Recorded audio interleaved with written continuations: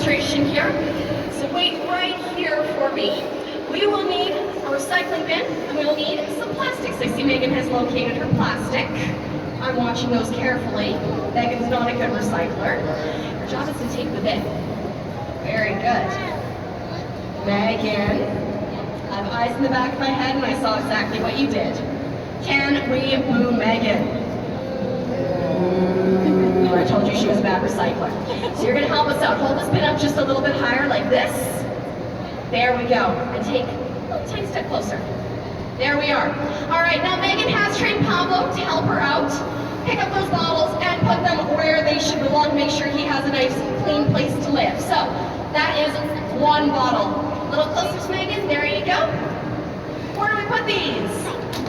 They go on the recycling bin. We are not completely finished yet because Pablo needs to pick up one more bottle before his home is completely clean again. Let's hold this up nice and tall for him. He's got a very big neck. Megan's going to help track down that second one. Plastics can hide in the environment and frequently look like something that they're not. All right, but here we go. Where do we put this? It goes in the recycling bin. That is correct. A little splash again. Now, would you like your picture with Pablo's picture? All right, come on over here. We're going to make him a bit taller because Pablo doesn't really take picture. I'm taking video. I'm taking You take video, or you take picture.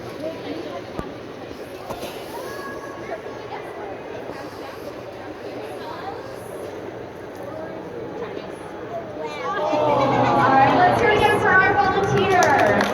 And if Pablo picked up the bottles and bin that you guys can recycle in your daily lives too, you can head on up to University. That is pretty fantastic.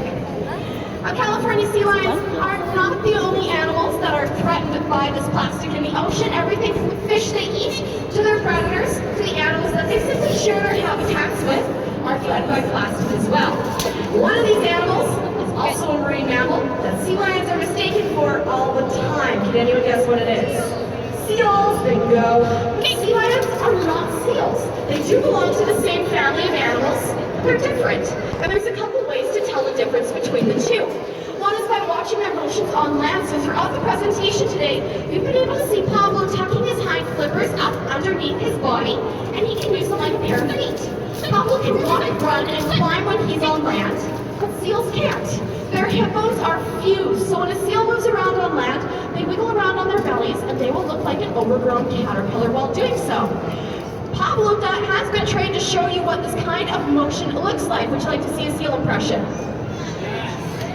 Come on, you would. That's better. Hang on.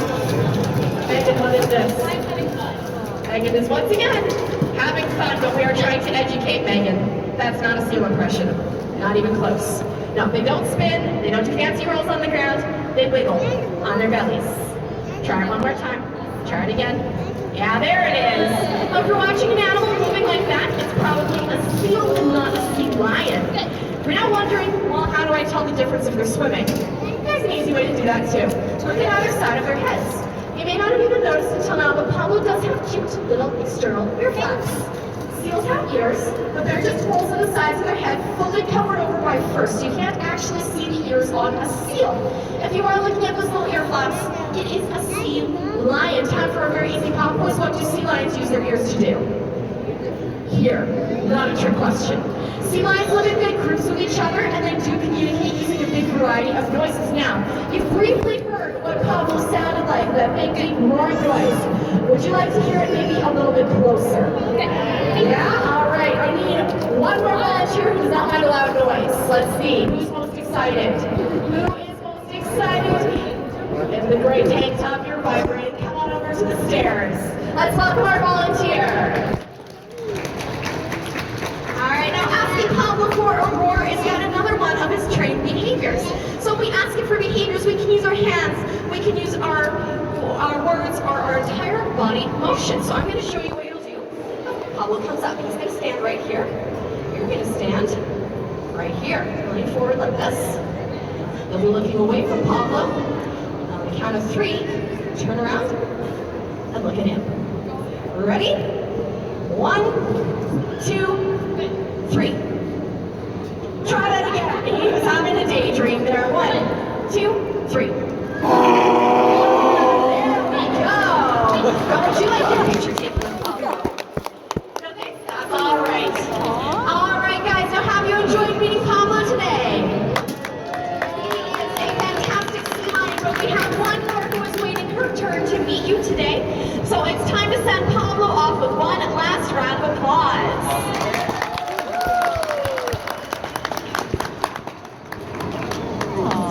Alright, can we all say bye, Pablo?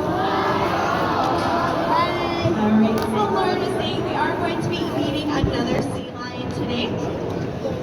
And this sea lion, her name is Quinty. So we're going from the biggest sea lion that we have here at Sea Lions Rock to the smallest sea lion we have.